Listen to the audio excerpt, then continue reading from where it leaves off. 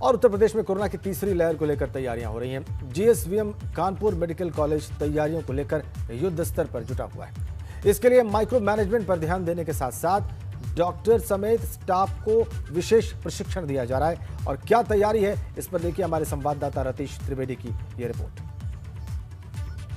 Corona संक्रमण की दूसरी लहर में कई जानें चली गईं और इससे सबक लेते हुए अब आगे की प्लानिंग की जा रही है। कोरोना की तीसरी लहर बताई जा रही है कि बच्चों के लिए काफ़ी ज़्यादा घातक साबित हो सकती है, इसलिए कानपुर मेडिकल कॉलेज में एक ट्रेनिंग प्रोग्राम को शुरू किया गया है।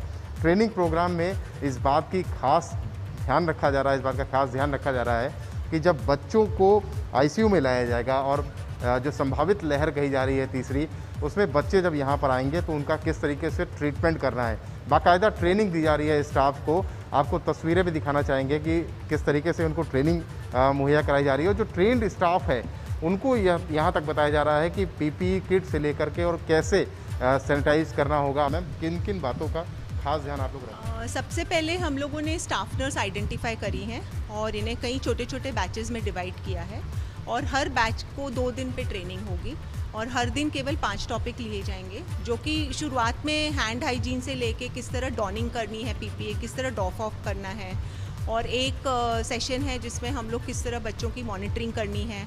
और चूंकि बच्चों में हर साल में हर उम्र में चीज़ें अलग अलग होती हैं, जैसे हार्ट रेट, रेस्पिरेटरी रेट या ब्लड प्रेशर, तो उनका भी ज्ञान दिया जा रहा है। किस तरह बच्चों की आईवी लाइन सिक्योर की जाती है, डोजेस कैसे कैलकुलेट करना है, क्योंकि ये जो ट्रेन स्टाफ है मगर इनको बच्चों में काम करने का अभी एक्सपीरियंस नहीं है। सो हम लोगों का मेन ध्येय जो है वो ये है कि हम लोग इनको आने वाले संभावित तीसरी लहर के तहत अभी से ट्रेन कर रहे हैं।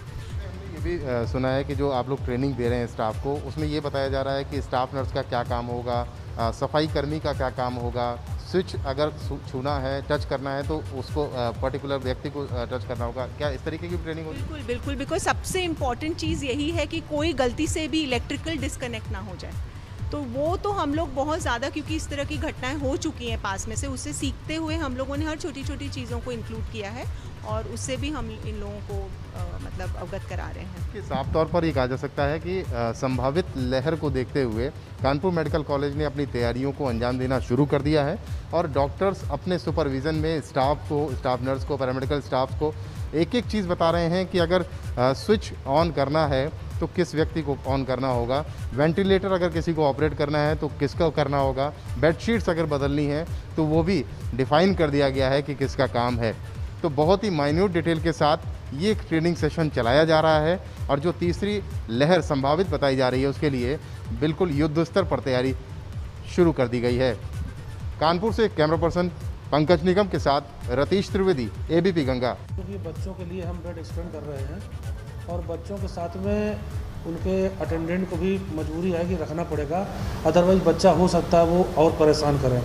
तो वहाँ हम लोगों ने सोचा है कि जैसे वार्ड बॉय का जो कार्य है वो वार्ड बॉय अपना कार्य करेगा, सिस्टर है वो अपना कार्य करेगी, डॉक्टर है वो अपना कार्य करेगी, आया है वो अपना कार्य करेगी।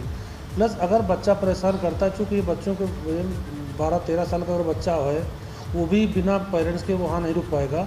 तो ऐसी स्थिति में हमने हर एक के लिए एक वहाँ पर बेंच या काउच डालने की व्यवस्था की है और हर एक का वर्क डिस्ट्रीब्यूशन कर रहे हैं।